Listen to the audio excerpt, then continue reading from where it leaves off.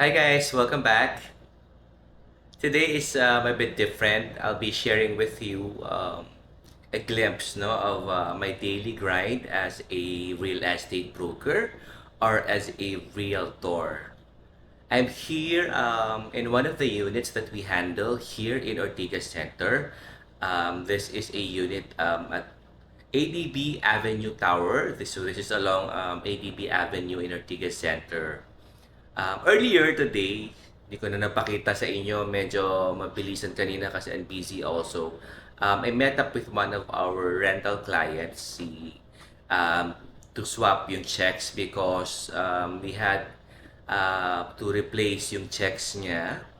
So I met up with him, yun yung first thing that I did this morning um, in one of the rental properties that we have in Ortigas Center pa rin, no? So that one is at the Sapphire Block. So I met up with him and then pinalitan namin yung checks niya.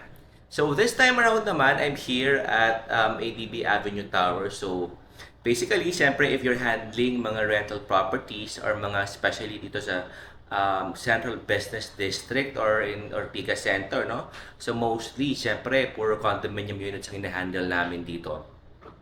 So we have like this one, syempre, some of the things that we do as a real estate broker or as real estate brokers, yung we also take care kung ano yung mga maintenance din also of the unit, no? So that's part of what we extend to our unit owners naman din, no? Just a tip, guys, if you are handling rental properties, most especially if they are condominium units, we have to be cautious also when it comes to mga leaks, no? So, medyo kailangan din nating maging particular about that. So, if you handle a condominium unit, make sure na you also check yung mga ceilings. Saang areas ba yun ng condo usually meron? Of course, sa kitchen area and sa bathroom, no? Usually doon natin makikita if merong mga leaks. Sa kitchen, because doon most of the condominium units meron silang grease trap. So, minsan nangyayari yon nagka-clog yung grease trap. So, there's a tendency, no, na magkaroon ng leak.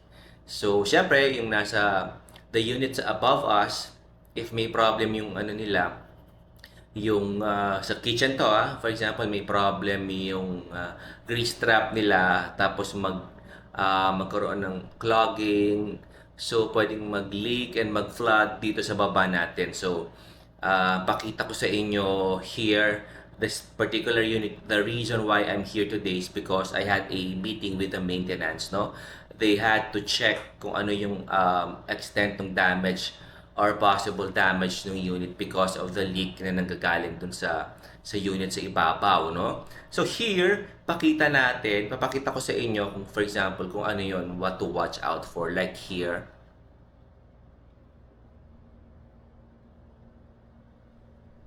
There. So nakita nyo, guys, may mark, no, na parang dark circle dyan.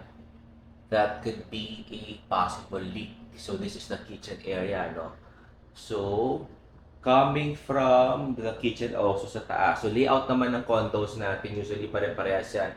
Kung saan yung kitchen mo, sa baba, sa taas, sa unit mo, yun usually yan. So, guys, pakita ko sa inyo, from this part, pwedeng yung water could possibly dito. But sabi naman ng maintenance, this part naman could possibly come from yung sa outer, no? Probably sa ulan, no? And na-mention din na maintenance natin earlier, that part na-address na nila. So, wala nang problem to. So, repainting na lang siya. So, ang naging problem probably, yung part ng sa kitchen natin, not just this, but also kasama sa part na to. There. So that is also yung kailangan tayong maging cautious about it. And earlier, nung pumunta ako dito, kasi bakante na ito for a while now. So pinapa-fix lang natin whatever yung kailangan i-fix before natin i-open sa market ulit. So I also checked yung bathroom, no? There. So good thing yung bathroom natin, wala naman siyang leak. So, for example, ikaw, if you are a real estate broker or you are a real estate professional and you're handling mga units, no? Condo units particularly, yung mga for rent, no? And not just the rental condo units, even if, for example, yung mga units na for sale, no? And you're handling. So, it's also important that you're very particular about it para nabigyan nyo rin ng heads up yung unit owner kasi there are times na si unit owner very busy and minsan if it's the first time owner, no, hindi sila masyadong particular about it. So at least may inform mo sila na there's a possibility na may leak. And if that's a situation, usually dapat as soon as possible, no, ASAP yan na-address natin. So I'd like to show you also, earlier I mentioned na yung first thing that I did this morning was to meet up with a client where kailangan naming i-replace yung checks niya. So, syempre if you as a realtor or as a real estate broker, it's very important everything na ginagawa natin with our clients, the documents and all that, dapat everything may backup tayo. We have to have everything documented. Like for example, this morning, pina-receive ko yung old checks. Nag-replace kami ng bagong checks. So, meron akong receiving copy. Usually, we have a receiving copy. Like here, for example, meron tayong receiving copy and all that, no? And also, when we have a receiving copy, what we do apart from that, we take photos or we scan the receiving copy, everything, lahat ng receiving copy mo, acknowledgement receipt, of course, is very important also because gusto mo syempre merong pangahawakan si client natin, no? So, we also provide an acknowledgement receipt where it says kung ano ba yung na-receive ni client natin from the client, no? For example, in this time, I received yung mga checks. So, included yung kung ano yung nakalagay doon sa acknowledgement receipt, which is very important, no?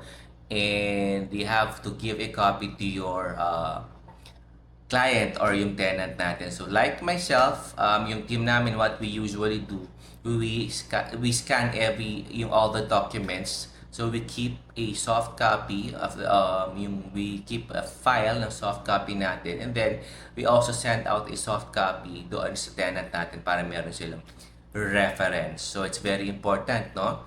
Every time meron tayong documented everything that we do para meron tayong reference, we have something na babalikan natin in case meron tayong kailangan i-work out with our client or with our tenant.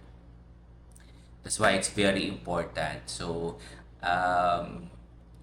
if for example, you as a real estate broker, meron ka ring mga ways how you do it, please share with us naman.